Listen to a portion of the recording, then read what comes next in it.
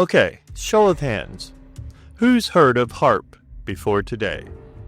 Maybe on a podcast. Maybe your cousin thinks it's behind the weather acting weird last summer. Well, today we're talking about something that sounds like science fiction, but is very real.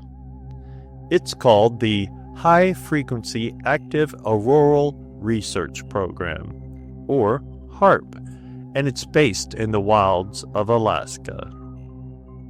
While the official story is that it's about researching the ionosphere, a whole lot of folks, including a former teacher and science researcher named Nick Begich, think there's way more going on there. So buckle in, because this story has it all. Mad scientists, Cold War energy weapons, Star Wars tech, but not the movie kind, secret patents, and yes, Nikola Tesla. HAARP is a powerful antenna array that beams high-frequency radio waves into the sky to poke the ionosphere, this supercharged layer of our atmosphere way above us. The goal? Supposedly, it's to study how those waves behave up there. But here's where it gets weird. According to the book, Angels Don't Play This HAARP, this isn't just about science. The authors suggest that HAARP can potentially change the weather, interfere with human thought processes, disrupt wildlife, knock out communications, and even cause earthquakes. Welcome to a presentation on Angels Don't Play This HAARP, based on the book by the same name, published by Earth Pulse Press. What we're here to talk about is a ground-based Star Wars weapon system that's being operated in the state of Alaska in a remote location called Gakona. The project is a jointly managed project by the Air Force and Navy, being worked in conjunction with the Geophysical Institute, which is part of the University of Alaska system. The way they characterize the project as a research project, HAARP, High Frequency Active Auroral Research Project, they've made indication that what we're really talking about is a project to study the aurora. But the project goes far beyond study of the aurora in terms of its applications. In fact, it's more or less a misnomer to suggest that this is strictly about auroral research. What HAARP is a very large transmitting system. It's a system designed to generate a great deal of radio frequency energy. The way that energy is created, first of all, is by electrical energy going into an apparatus that's been designed by the military that goes into an antenna array. And we can look at a few slides of that array just to give a general idea of what specifically we're talking about. The array itself is an antenna field, which is a large configuration. It's not just a simple radio transmitter as such. It's more than that. It's a field of antennas that work in conjunction with one another. And just to kind of flip through the slides just a bit so you get an idea of what these look like. The array itself is pretty large. It covers, at this point, a number of acres. When you look back at the original postings on the property itself that the military posted, and the prime spokesman for the project being John Heckscher, he lays out a large amount of the information in a way that people can understand, but at the same time in a complex way in which many word games are played. When we first launched the book itself and started talking about the project openly, the first thing that happened was the signs came down. These are the standard signage that's up on military installations, warning people that if in fact that you violate the perimeters, that you're in violation of the National Security Act. Being an open project as military's characterized it, and when we started challenging that characterization, they quickly removed these signs. They then initiated an open house, invited everyone in to look at the project to see that there was nothing so sinister there. But it's kind of interesting. The fact sheets on this project were pretty interesting. They were put together predominantly for the local community of Kona, which is very small, and we're talking a few hundred people that live there. But obviously, they were all very concerned about what the military might be bringing to their part of the woods. In terms of that technology, when what they said that this was all about was, first of all, the military said it's strictly a research project with maybe a little bit of a spin-off in terms of communications technology. And what they were speaking about, and what they spoke about in those fact sheets early on, were the idea of a system for creating what's called an extremely low frequency, an ELF, for communicating with submarine. Now, the way this used to be done in Wisconsin, Michigan area of the United States, they have very large antennas buried under the ground. These antennas run 14 to 28 miles long apiece, and they create a very long wave, a signal that then penetrates the earth, penetrates the ocean, and signals submarines. What this technology does is much, much different. In fact, it takes it to a much higher state of technology and capability. What it does is it takes the technology, it takes the signal from this ionosphere heater, from this HAARP transmitter. It causes the ionosphere way above the earth to begin to oscillate, to pulse at a frequency that creates back to the earth an ELF, extremely low frequency. This frequency then goes to the earth, to the ocean, and communicates with submarines. So in effect, what they do is they change the ionosphere from just a natural shield to part of, a mechanical part of a weapon system. It's that same application that's used for earth penetrating tomography. The idea of looking into the earth to see what's under the ground. Now, when there are applications of earth penetrating tomography beyond just locating underground nuclear facilities, which will be for distinguishing between mineral strata, such as oil and gas fields, ore bodies of various kinds, because that strata has a different signature or characteristic.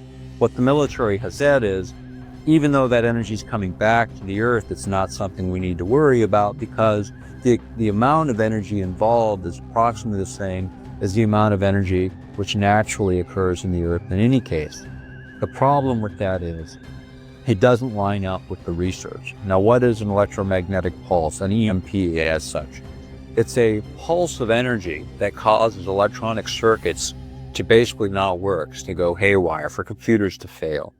The way these used to be created was with a thermonuclear detonation in the upper atmosphere, which would create an energy pulse covering a very large area below, knocking out electronics. With a HAARP transmitter, you could artificially create the same electromagnetic pulse over the same large area, but without radioactive radiation as a byproduct. So it becomes a much more advanced technology. Let's just say it's not exactly a science fair project. If you've ever looked into free energy, mind control, or secret tech, you've run into one name over and over again: Nikola Tesla. The authors argue that HAARP is built on Tesla's ideals, specifically his patents for wireless energy transmission and his dream of sending electricity through the air. Now, Tesla had some wild inventions. He talked about wireless power towers, anti-gravity devices, and even a death ray that could vaporize enemies. A bit over the top? Sure. But according to Angels Don't Play This HAARP, those early patents were the foundation for what later became HAARP. And one key figure they highlight is Dr. Bernard Eastlund, who patented technology that sounds eerily similar to what HAARP does today, beaming intense energy into the sky to heat up the atmosphere and do who knows what. One of the other possibilities with this technology, and one the military acknowledges, is the idea of blowing holes in the ionosphere, the idea of opening up a space in this natural shield that then lets all of those incoming energy stream our immediate environment. While it might have some interesting weapons effects possibilities, it also has the possibility of having profound effects on human beings. Weather modification is one of the areas that HAARP transmitters could be utilized in a very effective way from that perspective. And this is an area when we first spoke about it and first introduced people this whole idea of weather modification using manipulated signals from a radio transmitter. The first thing people's eyes glaze over and they look at us strangely. But the fact of the matter was, in December of 1977, the United States, with over 60 other countries, signed an international agreement forbidding the use of weather modification as a weapon of war. The technology had advanced sufficiently to cause international concerns, the kinds of concerns that led to agreements to curtail its development and use. What's interesting is in that agreement there are exemptions. The exemptions are for domestic use, or use that doesn't migrate across national boundaries. Why that's interesting is in the course of HAARP technology, the whole idea of weather modification was breached by a number of folks out in the rural parts of Alaska who, when they looked at this technology, were raising those kinds of questions. Could this be used for weather modification? What you would have expected, had it not been used in that particular way, for them to just say, no, HAARP will not be used for weapons applications of weather modification. But instead what they said is, no, it won't affect weather in any significant amount, and therefore it's exempt from this international treaty. Here's where things start to feel like a James Bond movie. According to the book, HAARP is not just about studying the skies. It's potentially a weapon system. A few claims from Eastland's patents and military documents say this tech might be used for over-the-horizon radar, disrupting enemy communications, Earth-penetrating tomography, basically X-raying the planet, and even disabling satellites. Some people, including Russian lawmakers, have even compared HAARP to a new kind of geophysical weapon. That's when the planet itself becomes part of the weapon. Let that sink in for a minute. A weapon that doesn't fire bullets or bombs, but instead messes with Earth's magnetic field, weather systems, and the atmosphere itself. One of the other applications, and an application that comes extremely important to discuss, deals with the physiological effects of this science. The effect of this science on human beings is really the most important aspect of the technology. When we interviewed John Heckscher, the program manager for HAARP, asked him a question about what frequency ranges, what exactly is going on with this Earth-penetrating tomography. And what John Heckscher described was a frequency range running from 1 to 20 hertz, or pulses per second, cycles per second. This just so happens to correlate with predominant brain waves in human beings. The 1 to 20 hertz range, predominant human brain waves run about 1 to 35 hertz for the major brain activity. What has been discovered in science is that externally driving brainwave frequencies is possible. And this is exactly what HAARP produces, pulsed radio frequency energy in some of its applications. The application being tested in 1996, Earth-penetrating tomography, is just such an application that'll utilize this pulsed radio frequency energy. A way to electronically stroke the ionosphere with radio frequency in just the right way, at just the right frequency, that you could create a situation where behaviors in human beings could be changed over a very large geographic area. The book also dives into the potential side effects, both environmental and biological. For instance, what happens if you blast the ionosphere over and over with radio energy? Could it affect migratory patterns of birds and whales? Could it mess with the planet's natural frequency? Could it interfere with our brain waves? The amount of energy wasn't as important as the frequency in which that energy was sent to the human being. The amount of energy necessary to create behavioral effects was only 1/50th of the amount of energy naturally created in the Earth. In other words, What HAARP will produce in the Earth-penetrating tomography application is 50 times more power than is necessary to influence behavior. What's also important here to note is the frequency ranges themselves. The basic brain frequency ranges, delta being approximately 1 to 4 hertz or pulses or cycles per second. Theta, which can be visualized as not a deep sleep, but a sort of a dream state of sleep running between 4 and 7 hertz or pulses per second. Alpha, which is 7 to approximately 13 hertz or pulses per second. This is creative thinking state of consciousness. Above that is beta, which is what we're operating now as I'm delivering this information to you and you're receiving it.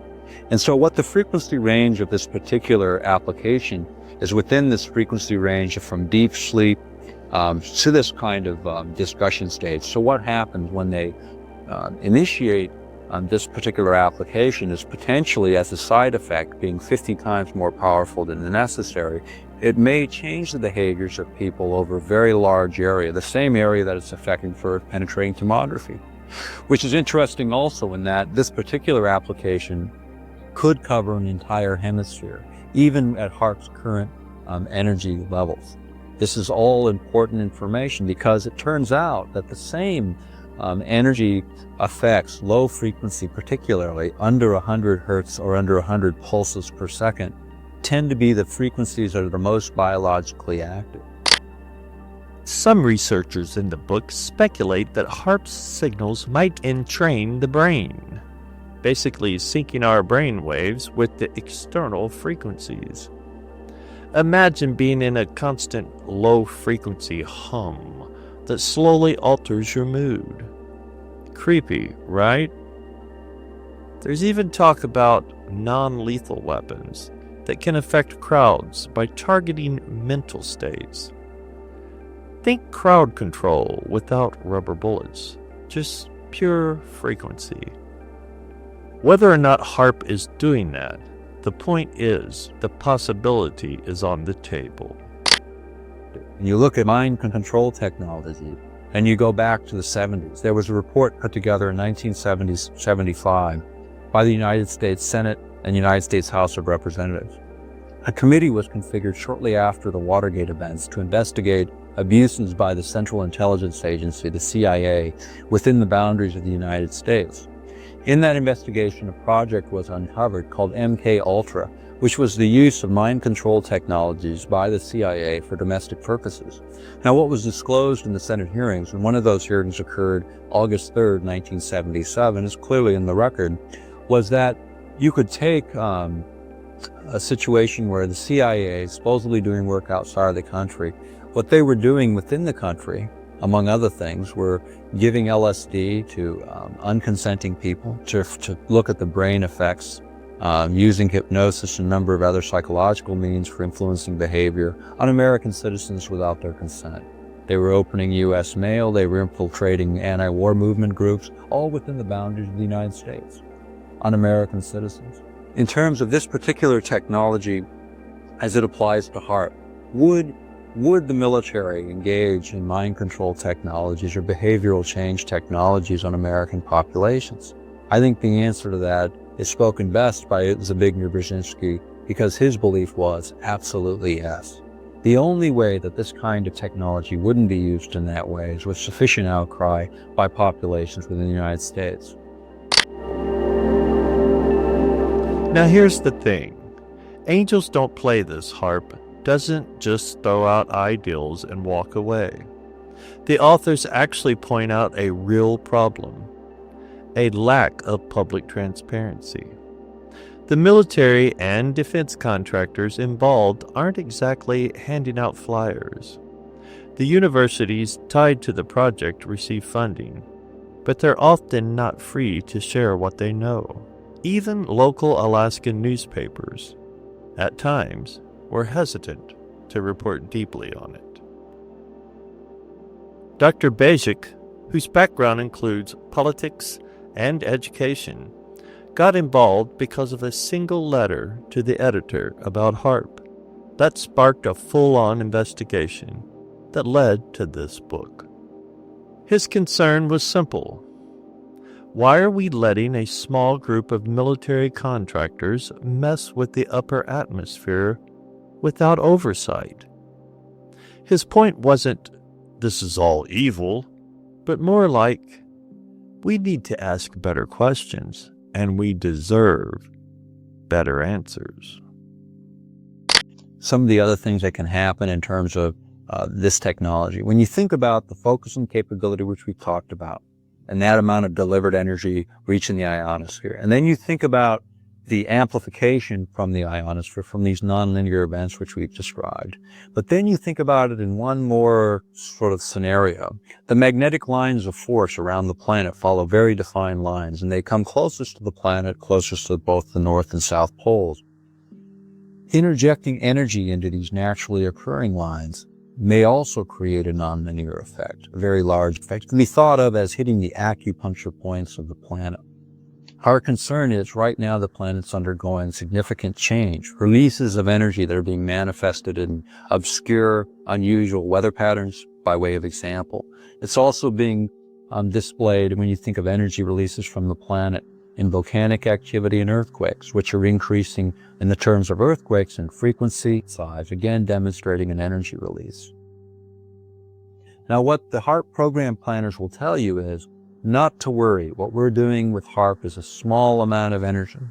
But what we're suggesting is that small amount of energy, if it's resonated at just the right frequency, in just the right way, entering into those critical acupuncture points of the planet, that you may be able to create a huge nonlinear effect. And the question becomes is, how close are we to the last straw on the camel's back of what our planet can handle in energy releases? Have we already passed that point and what we're seeing is just a continual release? And are we now going to inject even more power in the billions of watts range that's coherent, that's uniquely oriented to hit specific frequencies? Another particular point along this line is the Earth, it was discovered, resonates at 7.83 hertz or cycles per second. That's well within the range of the operating frequencies of HAARP. What happens if they strike that note or play that harp in just the right way as to resonate with that frequency? Would it cause the kinds of things that Nikola Tesla envisioned back in the early 1900s? What he envisioned were very destructive forces being released. The problem here is we're talking about a system that has the potential for damaging our ionosphere, which belongs to the planet. It's what keeps this life happening on this planet. It has the potential for creating huge physiological effects in populations as either a side effect or an intentional effect of the science. All of these things need to be explored. The non-lethal weapons, a radio frequency weapon system used to make people have symptoms of flu-like symptoms or seasick symptoms where you're totally disoriented. In 1985, there was a conference held by the Justice Department to explore sort of new non-lethal weapon systems, weapons that could be used for riot control purposes and other purposes by justice. What they said at that time was, really the place to go for this knowledge is to the military because they have it all, but it's classified. In 1987, there was a follow-up conference. In that conference, they again discussed the idea that the military holds the technology, but they said, we're at a point where maybe we can bridge some dialogue. And in that bridging of dialogue, what they said is, but if we do this, if we're going to bring this technology over from for defense purposes to domestic use, we really need to do it through an open process, a process that everyone can participate in and see so that it doesn't result in some kind of leak of information that might cause problems for the introduction of the technology. The next conference, 1993, was held and sponsored by Los Alamos Laboratories. The entire conference was classified, except for one small segment of it, which was the agenda. And within that agenda, the very leak they were looking for not happening has happened, because what they were talking about was radio frequency weapon systems for the use of manipulating human behavior. In terms of what does that mean to us? It means that Department of Defense technologies have now been transferred to Department of Justice for use within the boundary of the United States. Why is this important? When you think about the other areas of non-lethal technology, which do include, in some cases, chemicals and chemical weapons, weapons that are forbidden under international agreement from being used in a war conflict situation with a declared enemy of the United States. But within the context of those chemical weapons treaties, there's an exemption. And the exemption is you can use them for domestic use. Moreover, you can continue to develop them for domestic use. The United States signed off an agreement that says what we cannot use against a declared enemy, we can use as a country against our own citizens. Fundamentally, that's wrong. In terms of where does it go from here, we have now this huge transfer of technology, not just in chemical weapons, but in non-lethal weapons occurring from Department of Defense to Department of Justice, which allows the government to continue to develop these weapons technologies outside of Department of Defense, but in a way where they can be used against citizens for either riot control or crowd control, or who knows, because the thing about radio frequency weapons that's unique, you can't see it coming. It's not like a bullet. It's not like a club. It's something you can't even see coming at you. Without the right equipment to detect, you don't even know you're being affected, except you're disoriented or you've lost bladder control, which is one of the other things that can do. At some energy levels, according to Captain Tyler, you can even induce heart attack. So we're talking about technologies that are here now, that are being developed now, and that are now being transferred for domestic purposes. One of the other side effects and one of the other potential effects of this system, of this HAARP system, is the idea that it may interfere with migration patterns of certain animals. In Alaska, this is critically important because many of our people there rely on the migration patterns of animals for their sustenance. Within the brains of a number of species of animals, they found a mineral called magnetite, which is electromagnetically active. And they believe that this may be the switch that causes animals to migrate from one location to another. In fact, it might go far when you think about geophysical disturbances manifesting also in changes in magnetic lines of force. Maybe that goes a long way to describing why whales and dolphins are beaching themselves. Perhaps they're just disoriented.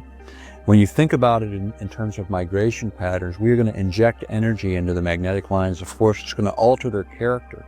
If it alters it substantially, these migration patterns at caribou, salmon, and other animals may be greatly impacted. So we're concerned about that as well. It's not a simple issue. We've done a lot of research in compiling our data. It's not our words, it's their words. The only thing we've done is put it in form where it's easily understood. So, what do we do with all this? We've got a powerful government-backed program based on tech that traces back to Tesla, potentially capable of massive environmental and psychological impact, and almost no public discussion about it. Whether or not you buy every theory, and angels don't play this harp, the message is clear. Science without oversight is risky, especially when that science is being aimed at the sky, the planet, and potentially our minds. Dr. Begich and Gene Manning aren't saying to panic. They're saying, let's talk about it. Let's bring in independent researchers. Let's push for transparency, and let's make sure we don't trade curiosity for blind trust.